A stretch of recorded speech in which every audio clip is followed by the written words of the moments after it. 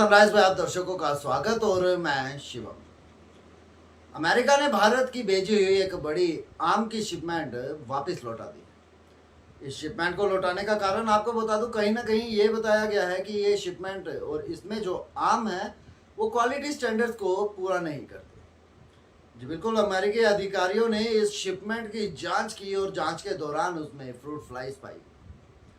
आपको बता दूं कि ये फ्रूट फ्लाइज अमेरिका के जो कड़े एग्रीकल्चरल इंपोर्ट के नियम हैं उनका उल्लंघन करती है और एक ट्रीटमेंट होता है जिस रेडिएशन ट्रीटमेंट बोलते हैं। जी बिल्कुल, इस रेडिएशन ट्रीटमेंट से गुजरने के बाद जो है वो आम सेफ होते हैं, क्योंकि रेडिएशन के जरिए आम को कीट मुक्त किया जाता है।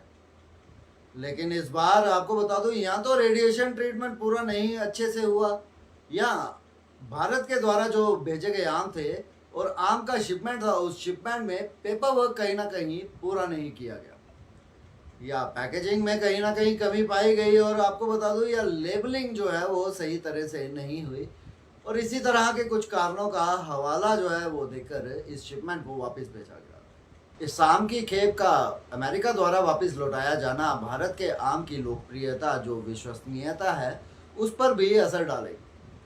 जी बिल्कुल, आपको बता दूं कि इस घटना के साथ भारत के आम के व्यापार पर एक बड़ा जो है वो असर पड़ने वाला है, और साथ ही साथ आपको ये भी बता दूं कि ये घटना ये सिखाती है कि इंटरनेशनल ट्रेड में गुणवत्ता और सुरक्षा मानकों को कितनी अहमियत देनी चाहिए। जी बिल्कुल, अगर आपकी गुणवत्ता में छोटा सा भी कहीं भी फर्क पाया गया तो आपकी जो है वो खेप वापस कर दी जाती है, या पेपर वर्क्स पूरे नहीं होते उन कंडीशंस में भी आपकी खेप वापस की जाती है, और वो भी आपके फ्रेंड अमेरिका के द्वारा। हर देश के अपने ही अपने नियम स्टैंडर्ड्स होते हैं, और उनको पूरा करना जो देश वहाँ से माल भेजते हैं उनके लिए बहुत ज़रूरी होता है, और उन मानकों को नज़रअंदाज करना, उन स्टैंडर्ड्स को नज़रअंदाज करना कहीं ना कहीं एक बड़ी मुश्किलें पैदा करता है, और भारत के लिए इस समय कुछ इसी तरह की मुश्किल पैदा हुई।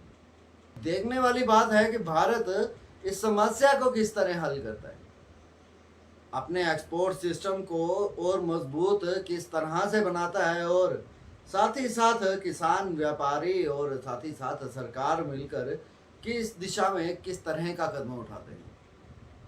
फिलहाल मैं जानना ज़रूर चाहूँगा कि क्या सरकार कुछ ऐसे कदम ज़रूर उठाएगी कि जिससे आपको बता दो कि इन व्यापार के रिश्तों को बनाया जा सके।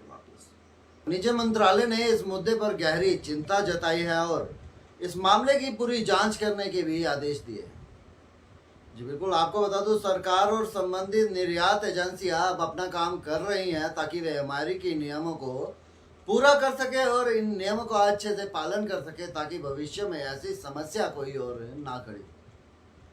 ये घटना सिखाती है कि इंटरनेशनल जो टर्म्स एंड कंडीशन है, इंटरनेशनल मानकों को कितना सीरियस लिया जाना चाहिए। फिलहाल कहना ज़रूर चाहूँगा कि अमेरिका द्वारा कहीं ना कहीं कुछ अनोखे जो है वो कारण बताए गए, या कहीं ना कहीं उनके एग्रीकल्चरल इंपोर्ट्स की जो टर्म्स एंड कंडीशंस हैं उनको पूरा नहीं किया गया, और ये खेप जो है उस अमेरिका द्वारा वो वापस लौटाई गई। कहीं ना कहीं नुकसान तो ज़रूर होना ही है, अब देखना ये है कि इस नुकसान की आखिर भरपाई कौन करता है। फिलहाल ऐसे ही अपडेट्स के लिए बने रहे सनराइज़ के साथ।